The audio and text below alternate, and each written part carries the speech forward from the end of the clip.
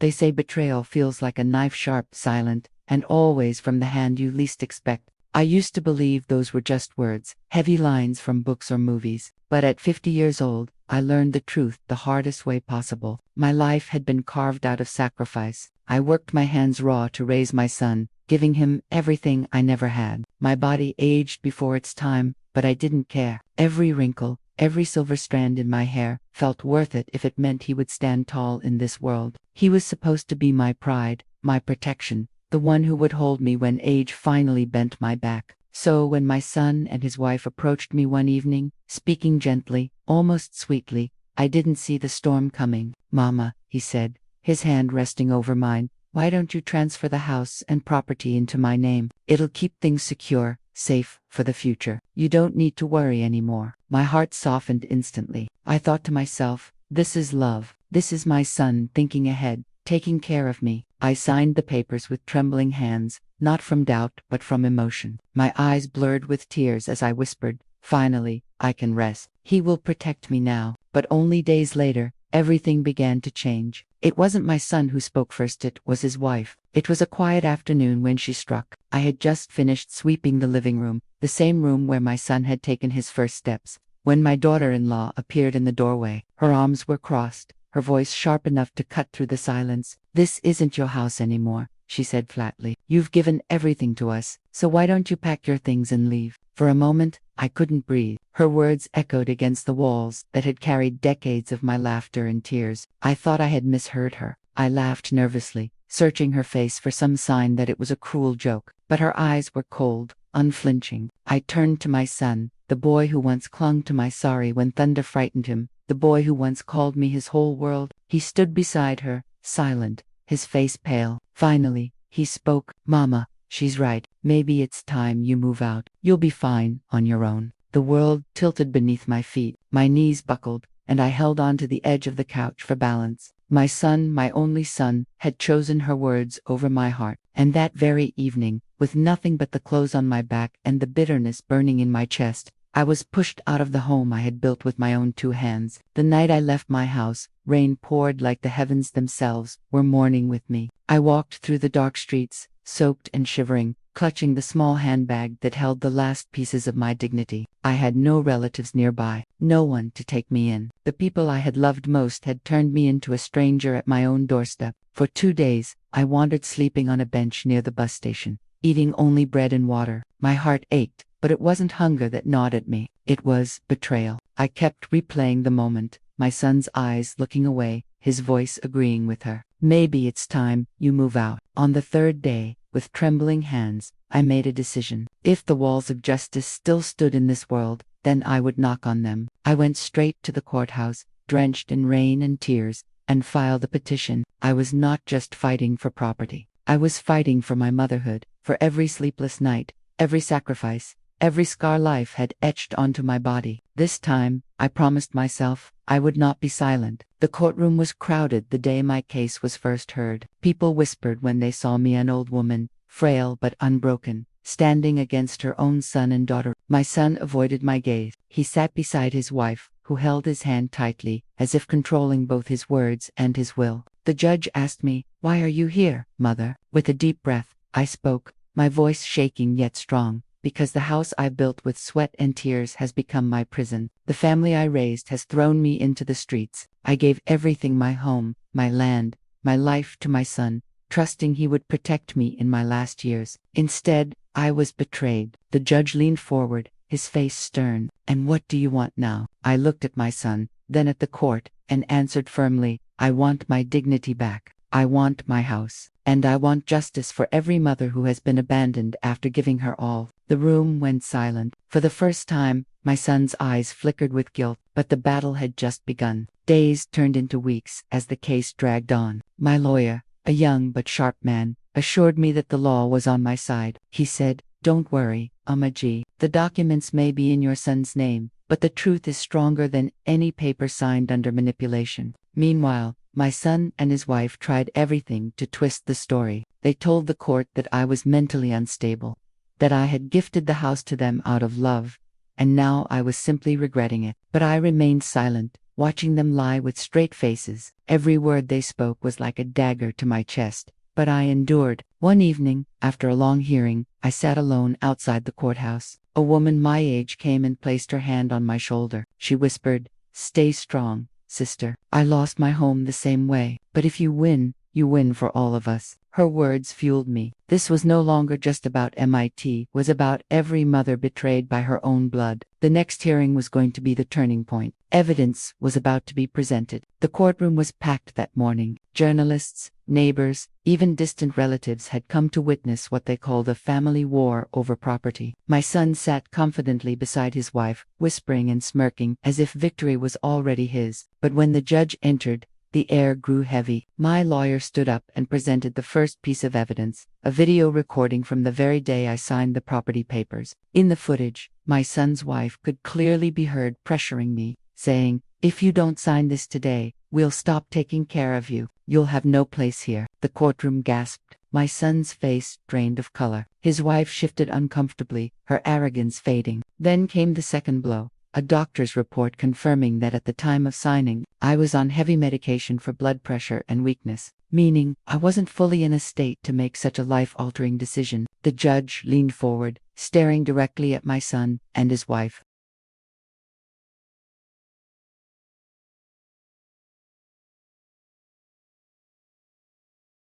His words were sharp. "This is not love. This is exploitation." I felt tears sting my eyes, but I held them back. For the first time, the weight I had carried began to lift. The judge cleared his throat, the sound echoing across the silent courtroom. Everyone leaned forward, waiting for the verdict. He spoke slowly, each word like a hammer striking stone. "This court annuls the property transfer. All legal ownership of the house and assets will return to the mother, effective immediately." A wave of murmurs rippled through the room. My son's wife gasped audibly, her hand clutching his arm. My son, however, sat frozen, his eyes fixed on the floor as though he wished to disappear. The judge wasn't done. He continued sternly, "Furthermore, this court finds that undue pressure and emotional manipulation were used against the plaintiff. Such actions not only betray family trust but also violate the law." Tears welled in my eyes as the words sank in. The house, the memories, my dignity, everything I thought I had lost forever, was coming back to me. I looked at my son one last time. He didn't meet my gaze. Perhaps shame had finally reached him, though far too late. The gavel struck. The case was closed.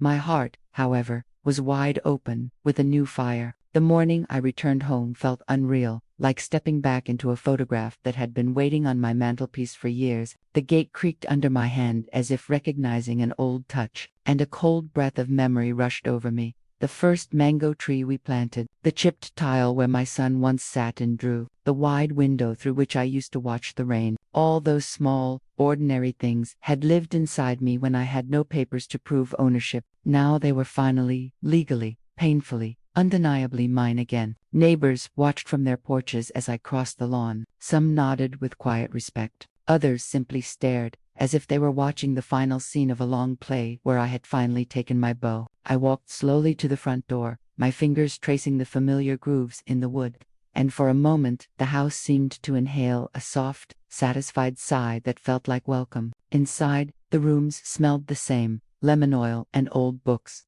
A scent so woven into my memory that I could have walked the house blindfolded. I moved through the rooms like someone rediscovering a body that had been asleep for too long. I touched the kitchen counter where my hands had kneaded dough for decades, paused by the stair where my son used to learn to scrape his knees without crying, and finally reached the bedroom where so many nights of worry and planning had been spent. When my son and his wife returned that afternoon, the air between us was taut as a drawn wire. They came with quick steps, like people who enter a house that no longer recognizes them as keepers. He looked at me with a mixture of anger and pleading. She kept her face carefully neutral, as if she were a character rehearsing lines. "Mother," he began, voice brittle, "you can't just—" "Yes, I can," I said, and the words surprised me by how calm they sounded. Calm, not because I was content, but because there was finally a clarity I hadn't felt in months. I had been like a patient waiting for a surgery novice. Yes, but also quietly confident that the wound would be cut and then healed. Their protests didn't last long. I showed them the court order, the hard black ink declaration that the transfer had been annulled and that legal possession had reverted to me. The paper sat heavy in my hands like a weapon I had earned, not sought. I watched as their faces changed, anger melting into panic, feigned composure cracking like thin ice. "You have 72 hours to vacate," I read aloud from the order, my voice steady. "You will remove your possessions. You will return the keys. You will leave this house peacefully." They tried to bargain at first. My son spoke of future negotiations, of loans they needed to settle, of the unfairness of losing what they had gained. But legal papers do not bend to please. The law had spoken. The community had watched, and the momentum had shifted. Word spread quickly. Old neighbors, local shopkeepers, the same woman from the courthouse who had touched my shoulder, people, arrived with offering hands instead of whispered judgments. They brought boxes and blankets, not as charity, but as a neighborly hand to help pack the remnants of a chapter that had belonged to all of them in one way or another. There was a strange dignity in that help. It felt like the town itself was closing the wound with gentle, practical stitches. The day they left, the sky was an endless pale blue. My son and his wife moved through the rooms with rehearsed silence. I watched him pack the tools he once used in good faith, the stack of business papers that now felt like contraband, the photographs that once showed happy faces, now awkwardly framing strangers in my home. Their movements were small, furtive people who had lived under an illusion, now unwrapped from it. At the front door, my son paused. He turned and looked back at me, eyes wet with a remorse I had hoped to feel sooner. "Mother," he whispered, voice breaking, "I'm sorry." The apology landed like a small stone dropped into a vast black well. It made a ripple, but it could not fill the hole left by years of choices. "I accepted your apology months ago," I said quietly. "But regret isn't a house key. Actions are." My words were not cruel. They were true. I had waited for truth, and now I chose to build my life from it. When they finally walked out, the door closed behind them with that soft thud that marks endings. The empty hallway echoed, but it wasn't a hollow sound, it vibrated with potential. I moved through the home, placing my hand on the staircase railing, feeling its grain ridged and real under my palm. My days would still have chores, still have bills and the lonely hours, but they would be mine to shape. That evening, as dusk gathered, I stood on the small balcony that looked over our garden. The sunlight fell in gold sheets across the lawn where my son once played. I took a breath, slow and deep, and for the first time in months I allowed myself to feel the space where anger had lived soften into something else. Quiet, deliberate resolve. I had won in court, yet, but winning was only the start. The true task, one I faced with both fear and a stubborn hope, was to rebuild. I would keep the bakery running. I would mend old friendships that had frayed under the strain, and I would walk each morning with my head high. I had given everything to raise a child. Now, in the autumn of my life, I would give something to myself. Outside, the neighborhood lights flickered on like small beacons of ordinary life. In the kitchen, the kettle began to sing. I filled a cup and sat at the table where I had once signed my fate with naive trust. The papers that had once represented loss were now the pages of my second chance. I placed them in a drawer locked this time and took out a fresh notebook. I would write down names, dates, and small plans. I would plant another tree this winter. I would teach the apprentice at the bakery one more recipe. Small things, perhaps, but they were stitches. And with each stitch, the house would not only be legally mine again, it would be home in every sense that mattered. As night descended, I looked at the empty doorway and whispered, not a prayer for revenge, but a vow for dignity. Here I will live, on my terms. Here I will be seen. Here, they will remember that truth cannot be stolen for long. The silence in the house after they left was strange, not empty, but cleansing. It felt like someone had finally opened the windows after a long storm, letting fresh air sweep through rooms that had been heavy with tension. For years I had walked on eggshells, careful not to upset my son or his wife, terrified of being seen as a burden in my own home. Now, for the first time in decades, I felt the ground solid beneath my feet. The next morning, I woke early. Habit made me prepare breakfast for 3, but then I stopped myself. I put away the extra cups, the extra plates. My hands trembled slightly as I realized that from now on, I would be cooking only for myself. Strangely, it didn't sadden me. Freed me. Each slice of bread, each steaming cup of tea, was mine alone. After breakfast, I called the court clerk to confirm the formal paperwork had been filed. When she answered, her voice was cheerful. "Yes, ma'am, everything is official now. They cannot contest this any further." I thanked her, my heart swelling with a mixture of relief and disbelief. For months, I had feared I would end my life wandering between relatives, reduced to whispers of pity. Instead, I had won not just in court, but in spirit. That same afternoon, I went into the market. At first, I hesitated.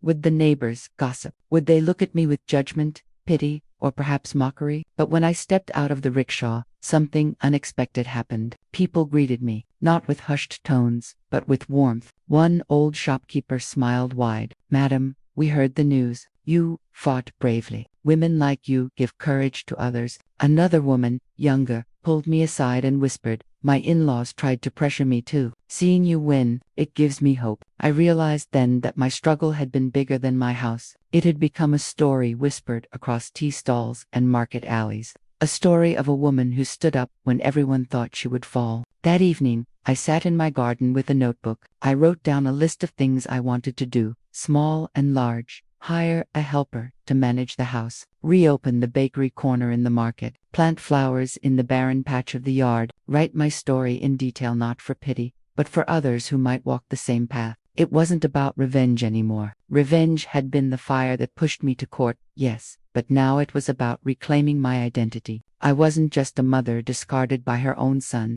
I was a woman who had built, lost, fought, and won. The first knock on the door came at dusk. It was my son. He stood there, hands shoved in his pockets, shoulders bent as though carrying the weight of the world. His eyes were red, his words halting. "Mother, we have nowhere to go." For a long moment, I said nothing. I simply watched him, searching for sincerity in the face I once kissed goodnight. Behind him, his wife lingered, her lips pressed tight, her pride still unbroken. 1,000 memories passed through me's first steps. His laughter as a child, the night I stayed awake nursing him through fever. But those memories collided with the sting of betrayal. The echo of his words when he chose her over me. "She's right, mother, leave." "Finally," I answered, my voice calm but unyielding. "This house is mine. You made your choice. Now, I will live my life on my terms. If you want forgiveness, you'll have to earn it not with words, but with actions." I closed the door gently, not in anger, but in finality. For once, I didn't feel guilty. I felt strong. That night, I lit a lamp in the living room. Its golden glow filled the house with warmth. As I sipped tea, I realized something powerful. I was no longer just surviving. I was beginning anew. Do you want me to make part 10 the turning point where she hires a loyal servant, assistant, and step by step starts regaining not just her property but also her dignity in the eyes of the entire community? The next morning, the house felt alive again. Sunlight streamed through the curtains as though the walls themselves were relieved to finally belong to someone who cherished them. But owning a house alone wasn't enough. I needed companionship, support, and someone to share the silence with. So, I decided to hire a helper. Through a neighbor's recommendation, I met a young man named Arif. He was in his early 30s, humble, with tired eyes that spoke of hardship, but also of loyalty. His wife had passed away a few years back, leaving him with 2 small daughters. He worked odd jobs to survive, but what struck me most was his honesty. "BBG," he said softly, as he sat across from me, his hands folded nervously. "I don't want charity. I only ask for steady work so I can raise my girls with dignity." I studied him for a long while, searching for the sincerity that I once failed to see in my own son. And in Arif's quiet, weary voice, I found it. "You will not just work here," I told him firmly. "You will be like family in this house. But remember, one thing: respect and trust must never be broken. This house has seen betrayal already. I will not allow it again." He nodded quickly, relief flooding his face. That very evening, he and his daughters moved into the small servants' quarters at the back of the garden. For the first time in months, the house echoed with laughter again, the sweet, innocent giggles of little girls chasing each other through the lawn. As days passed, Arif proved himself invaluable. He repaired the broken gate, cleaned the garden, even repainted the faded walls of the kitchen. The house, once heavy with sorrow, slowly bloomed with new life. And his daughters, oh, how they reminded me of my own son's childhood. except they carried no shadow of betrayal. One evening, as I watched them play under the mango tree, a thought struck me like lightning. Blood does not always define family, love does. Meanwhile, whispers spread through the town. People spoke not only of my court victory but also of how I had opened my doors to a struggling man and his children. What my own son had failed to provide, loyalty, respect, gratitude, was now being given freely by strangers. Yet, not everyone was happy. A week later, my son returned again. His tone was sharper this time, his pride wounded by the rumors in town. "So, you've replaced me with a servant," he sneered, standing at the threshold with folded arms. "People are laughing at me. Mother, they say I betrayed you, and now you treat another man like your son. Do you enjoy humiliating me?" I looked at him, not with anger, but with a quiet sadness. "No," I said calmly. "You humiliated yourself the day you chose greed over blood. The town only repeats what it saw. Actions have consequences, my son, and you are living yours." His wife tugged at his arm, urging him to leave, her face flushed with rage. She had expected me to beg, to crumble under guilt. Instead, I stood firm, my hands steady, my gaze unbroken. When they stormed off, slamming the gate behind them, I felt no ache in my heart, only resolve. That night, as Arif's daughters slept soundly and the house rested in peace, I sat by the window and whispered a vow to myself. This house will no longer be a battlefield of betrayal. It will be a sanctuary of loyalty, hard work, and truth. And if my son wishes to return one day, not for wealth, but for love only, then will these doors open for him. For the first time in my life, I didn't just feel like the owner of the house, I felt like the queen of it. The house was alive again, but I knew walls alone could not sustain me. I needed purpose, something that gave me strength beyond survival. For years, my joy had been baking. Back when my husband was alive, I had run a small bakery from the front of our home. The aroma of fresh bread, sweet gulab jamun, and warm naan had once drawn neighbors to my doorstep. After his passing, and after my son's marriage, the kitchen had grown silent. Now, with the house legally mine again, and Arif helping with the chores, I decided it was time to bring life back into those ovens. "Arif," I said one morning, wiping the flour from my hands, "I want to reopen the bakery, but this time, not just for business for myself.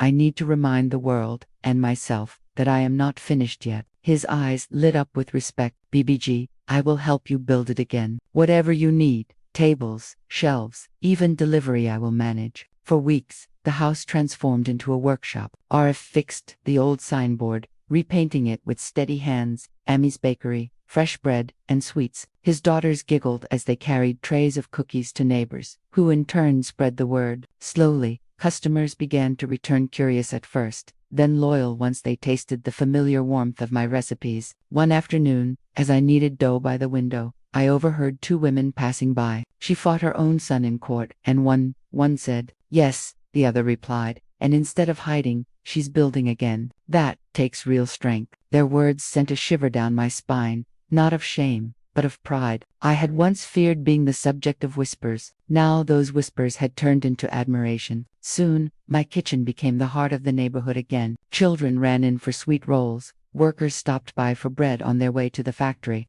and old neighbors gathered for tea. The same house that had once been a stage for betrayal was now buzzing with laughter, commerce, and life. But success also carried consequences. My son returned once more, his tone sharp with bitterness. "So this is how you've replaced us, with strangers and customers." He spat. His wife stood behind him, silent but visibly seething. I didn't raise my voice. I simply handed him a loaf of bread, warm and golden. "Take this," I said softly, "not as a gift, but as a reminder. You had a place here once. You chose to leave it behind." He stared at the bread for a moment, then dropped it on the ground before storming away. His wife followed, her heels clicking angrily against the pavement. I bent down, picked up the loaf, and brushed the dust away. Then I handed it to a small boy waiting at the corner. His eyes lit up as he took a bite. And in that moment, I realized something powerful. The bread that was rejected in anger still had the power to nourish in kindness. That night, as I closed the bakery shutters, I whispered to myself, "Let my son carry his bitterness. I will carry my strength." And in the end, strength will outlast anger. The ovens glowed like warm hearts in the dark, and I knew I was no longer just rebuilding a business. I was rebuilding myself. Weeks passed, and the bakery grew busier than I could have ever imagined. Word had spread far beyond the neighborhood. Factory workers, school children, office clerks, and even travelers passing through the town began to stop by Amy's bakery. The smell of fresh bread carried down the street every morning, a silent invitation no one could resist. Soon, people didn't just come for bread, they came for me. Amy G. They'd call me warmly, "Give us your special parathas today," or "Amy G. Your sweets remind me of my childhood." I had become more than a baker. I had become a symbol. The woman who had been thrown out by her own son was now feeding the same community that once pitied her. Respect replaced whispers. Pride replaced shame. But where my dignity was rising, my son's was crumbling. At the local tea stall, I overheard men talking. "Can you believe it? His own mother rebuilt her life without him." Another laughed. "She's stronger than the both of them together. And look at him hiding behind his wife's pride." The words spread fast. Customers stopped buying from my son's small hardware shop. Some even refused to greet him on the street. His wife, once proud and sharp-tongued, now avoided social gatherings altogether. One evening, as I was closing the bakery, I saw them standing across the road. My son's face was pale, his eyes hollow. His wife's lips were pressed tight, her hands gripping her purse as if holding on to the last piece of pride they had left. He stepped forward slightly, his voice low but bitter. "Mother, people laugh at me now. They say I betrayed you, and you are the one who rose from it. Do you enjoy this?" I looked at him steadily, my voice calm but strong. "I don't enjoy your pain, my son, but I do enjoy the truth. And the truth is simply you lost respect the moment you threw me out. Respect is not given, it is earned, and once lost, it is harder to win back than money or property." He flinched at my words, as though each one was a slap. His wife tugged his arm again, and together they disappeared into the night, shadows of the arrogance they once carried. Meanwhile, my bakery kept glowing brighter. The town children had started calling me Naniami, bringing me drawings and flowers. Women came not only to buy bread, but to ask advice, to share their struggles, to learn from my story. My kitchen had become more than a business, it had become a gathering place,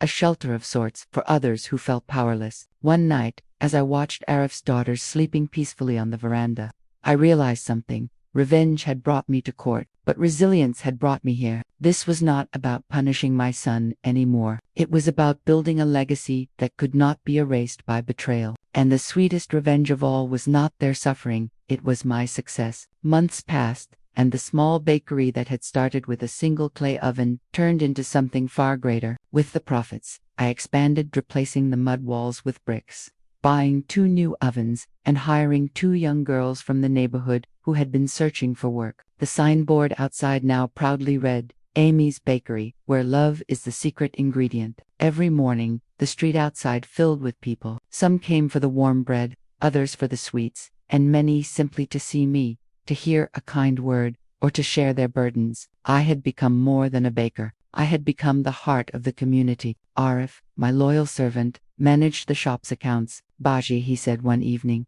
handing me the ledger, "your income this month is higher than the rent of 3 shops combined. Soon, you could open a second branch." I smiled, placing a hand on his shoulder. "Not for money, Arif. I will only grow as much as I can handle. What I want is dignity and to make sure no woman who is betrayed thinks her life is over." But while my star rose, my son's world fell apart. His wife, who once ordered me out of my own house, now quarreled with him day and night. Their shop was nearly empty, debts were piling up, and neighbors no longer showed respect.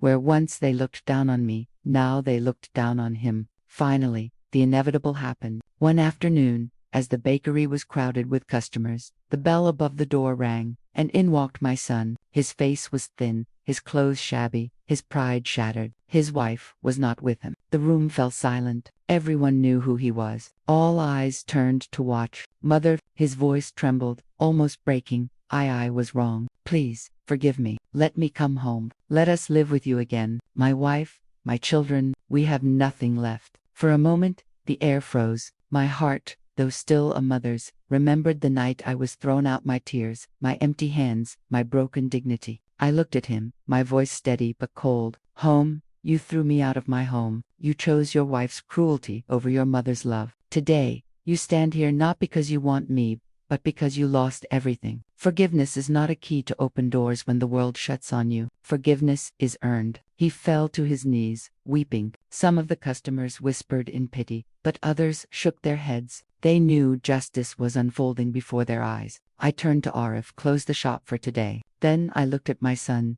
still kneeling. Go and take your wife with you. You both have no place here anymore. This home, this bakery, this dignity, I built it with my pain, not for you to destroy again. His shoulders shook as he crawled out of the bakery. For the first time, the entire town saw clearly. The woman once betrayed was now victorious, and as I locked the door behind him, I felt no sorrow, only strength. After that humiliating day in the bakery, my son's life spiraled downward with frightening speed. His wife, once arrogant and proud, could not bear the weight of poverty and shame. She had married him for comfort, for status, for a home that was not hers, but when those things vanished, so did her loyalty. One night, she packed her clothes, gathered the children, and without a word, left for her parents' house. Neighbors later whispered that she shouted at him before leaving, "You are nothing without your mother. You destroyed everything because of your pride." Left alone in the same house where I was once thrown out, my son now tasted the same loneliness, the same betrayal. The very walls that once echoed with his wife's laughter now felt like a prison, empty and cold. Meanwhile, my bakery blossomed into a symbol of strength. Women from nearby villages came not just to buy bread, but to hear my story. They would sit on the benches outside, sipping tea and saying,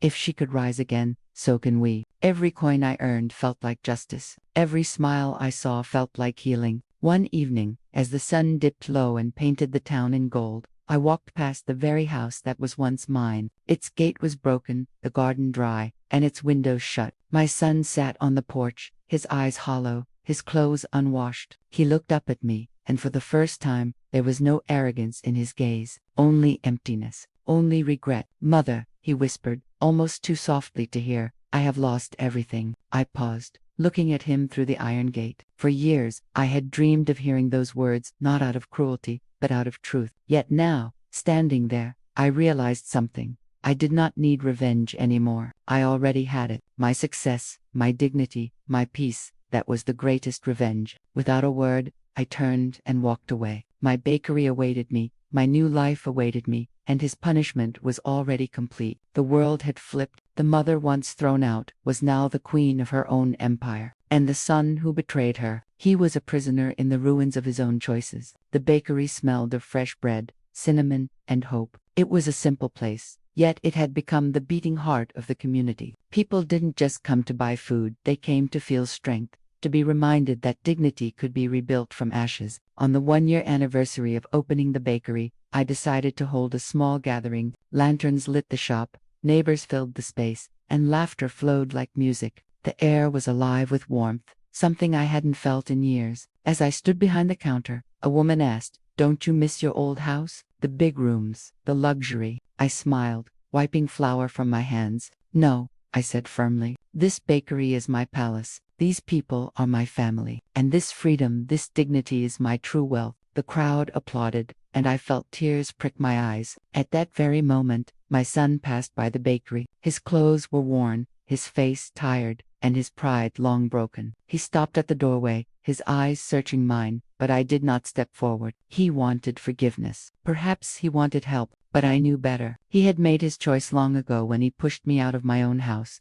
I turned my face back to my customers, raising a loaf of bread high in the air. 2 new beginnings, I declared. The crowd cheered, the bells above the bakery door chimed, and I felt the chapter of pain finally closed. My revenge was never about throwing him out, it was about proving that I could rise, stronger than ever, without him. The house, the property, the betrayal, they no longer mattered, because I had built something greater than walls of stone. I had built a life of respect, and this time, no one could ever take it away. Moral of the story: never hand over your entire property, house, or assets to anyone, not even to the people you trust the most. Love, trust, and relationships can sometimes blind us, But legal ownership is what protects our dignity and our future. What feels like a gesture of love today can turn into a weapon against you tomorrow. Once the papers are signed and your name is erased, you may lose not only your wealth, but also your respect, your peace of mind, and even your place in the very home you've built with your own hands. Be wise. Protect yourself legally. If you truly wish to pass something on, do it carefully, through a will or legal trust, where your security remains intact until your last breath. Money and property can always be earned again, but once your dignity is thrown out of the door, it leaves a scar that never fully heals. Always remember, generosity is noble, but blind trust is dangerous. Guard your name, your property, and your dignity, because once lost, they are never easily regained.